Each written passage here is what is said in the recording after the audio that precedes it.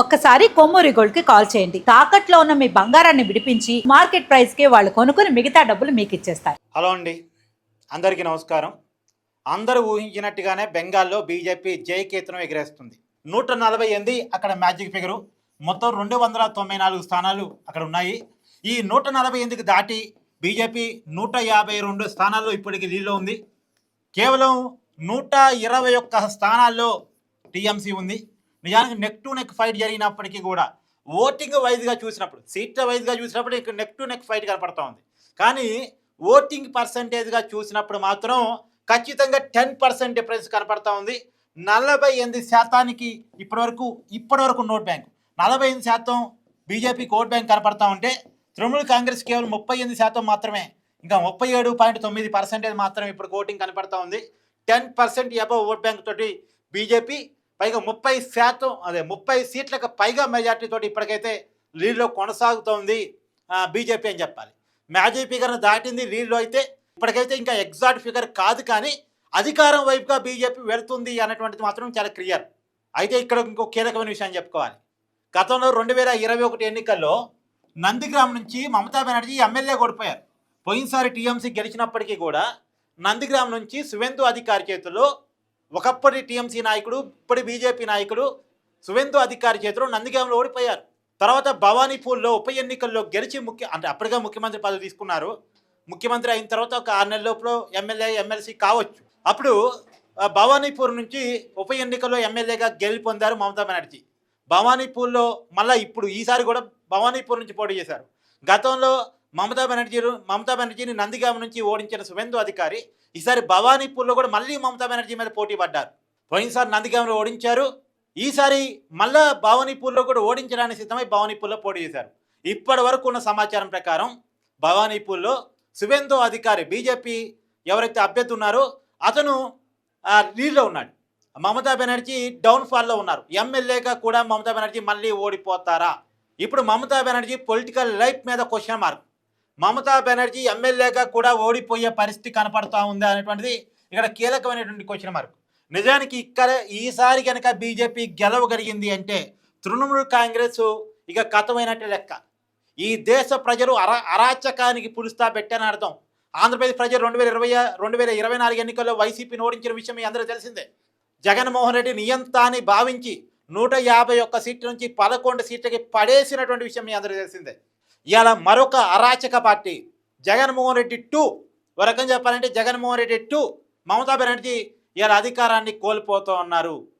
ఇక్కడ చాలా క్లియర్గా కేవలం మైనార్టీ బొజ్జగింపు రాజకీయాల ద్వారా అధికారం నిలబట్టడం సాధ్యం కాదు అనేటువంటిది ఇక్కడ క్లియర్గా అర్థమవుతుంది. మనం మాట్లాడుకున్నట్టు ముస్లిం మహిళలు కూడా బీజేపీకి ఓటేసారి ఈసారి చాలా క్లియర్గా కనపడతా ఉంది. క్లియర్గా బీజేపీ మ్యాజిక్ ఫిగర్ని దాటి అధికారంలోకి వస్తున్నటువంటి పరిస్థితి. 152 సీట్లని ఇప్పటివరకు లీడ్లో కొనసాగిస్తూ ఉంది. 148 మ్యాజిక్ ఫిగరు. సో బెంగాల్లో బీజేపీ జయకేతనం మన మోడీ గారు ప్రకటించారు. మొదటి పోలింగ్ దశ అయిపోయిన వెంటనే ఆయన చాలా క్లియర్ ప్రకటించారు. మనం మే 4వ తారీఖున స్వీట్ పంచుకుందాం, మమతాకి మాత్రం హార్ట్ ఇద్దామని. ఇక నిజంగానే వీళ్ళు స్వీట్ పంచుకుంటా ఉన్నారు, మమతాకి హార్ట్ చేయబోతూ ఉన్నారు. చాలా క్లియర్గా ఇక్కడ కనపడతా ఉంది.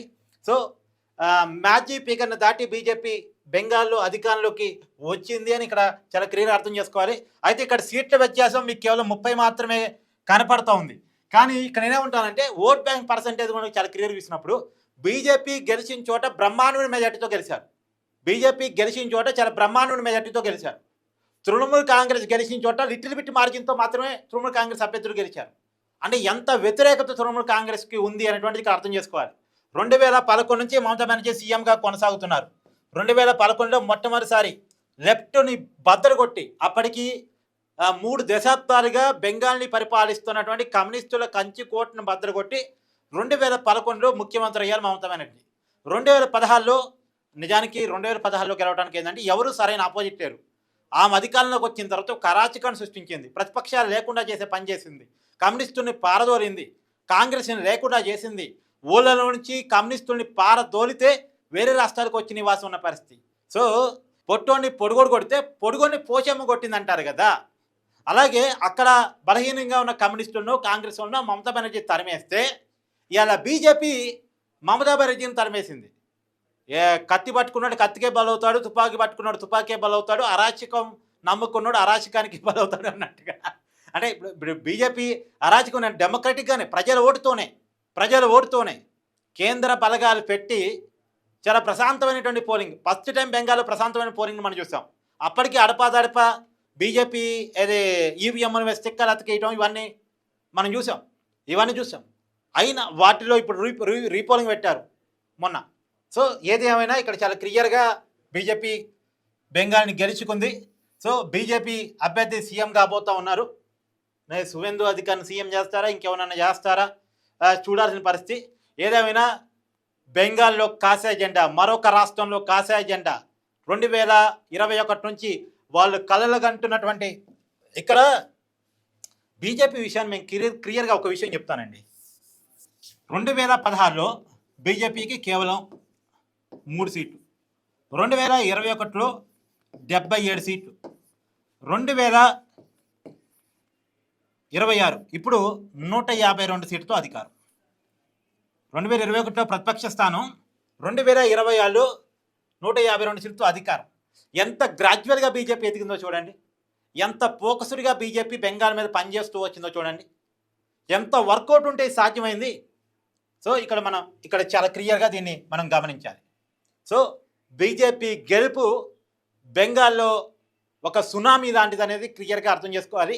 ఇప్పుడు ప్రాంతీయ పార్టీలని భయపడే పరిస్థితి, లోకల్ ఫీలింగ్ రెచ్చగొట్టినా సరే గెలవటం సాధ్యం కాదు అని చెప్పేసి ప్రాంతీయ పార్టీలన్నీ కూడా భయపడుతున్న పరిస్థితి.